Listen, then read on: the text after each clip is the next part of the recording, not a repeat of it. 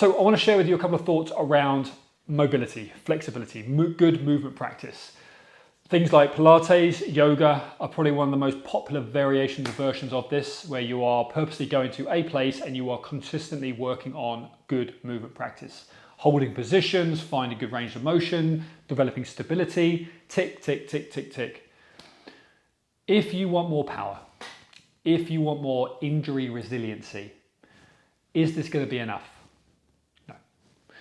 If you want to go further distances, you want to challenge and you want to maintain a level of health in your joint structures, you want to defy age, you are going to have to place higher loads, higher resistances into your body. You're going to have to ask it to do more on a more periodic basis. Our bodies will adapt very quickly and they get to a place where good movement, flexibility, mobility, you will see a response from that. But as soon as you put it into an environment which is then asking for greater forces, greater powers, greater levels of endurance, etc., your body is going to break because you haven't brought it up to that. You haven't given it the right dosages, and what you're hoping on is that your training is going to do that for you. Physiologically, hormonally, on a physiological basis, your body is down-regulating. We are getting stiffer, we're recovering slower. It is what it is. If we want to improve bone density, we want to improve the tissue quality of our muscle tissue, our tendons and our ligaments, they respond to force, they respond to like maximal loads, intensity. My question to you is whether you get that enough in your training program. Right now in your training lifestyle, if your perception of strength and conditioning right now is just Pilates or yoga, where are you getting those quality dosages of power, speed, intensity that are outside of being on the bike, in the water? Because a lot of the time when you try and do it on the run, it breaks you. And potentially I might be talking to you and you might be someone who is struggling with some sort of reoccurring injury theme, tendon issues, hopefully not some bone stress issues, but essentially very on a similar scale. It's because your body lacks that level of intensity. It can't tolerate that level of intensity. You're maxing it out. Relying on just mobility and flexibility is level one thinking. You're not giving it the dosages of work it requires. This is why we have to now start ramping things up and going, right, we need to start loading the joints. We need to start loading the ligaments, tendons, muscles. We want to obviously make sure that we're progressively building this up, but we want your body to be tolerant of those higher forces. You don't see that in these movement practices. It's about control. It's about quality. Tick, tick, we want those. We want those, but what else do we need?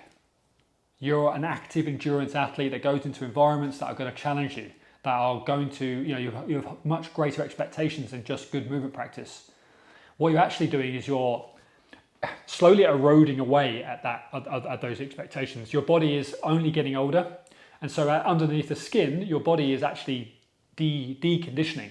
You're losing that ability to absorb force. You're losing that ability to tolerate maximal loads.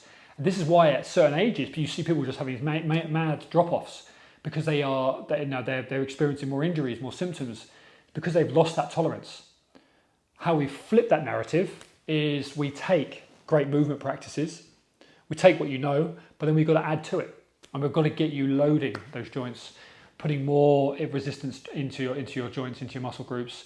We need to then start introducing more plyometric based work because we're trying to regain that lost tolerance, those lost levels of impact.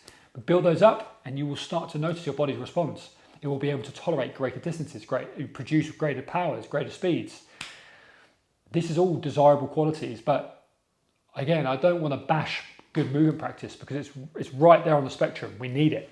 Wow, we need it. And I'll always be championing that. We always champion that. But that is level one. That's warm up. That is maintenance. When we're working with people who want the most out of their bodies, they are challenging themselves with all kinds of events and adventures, multi-day events, etc., holidays, trips. What is the requirements? What are the true demands that are needed on that body or from the body? It's going to be your body's ability to absorb big amounts of stress and strain. So how do we get to develop that? By putting stress and strain in good dosages throughout the week on key muscle groups that potentially maybe aren't getting worked on the bike, in the water, out on the run. And we're building you up.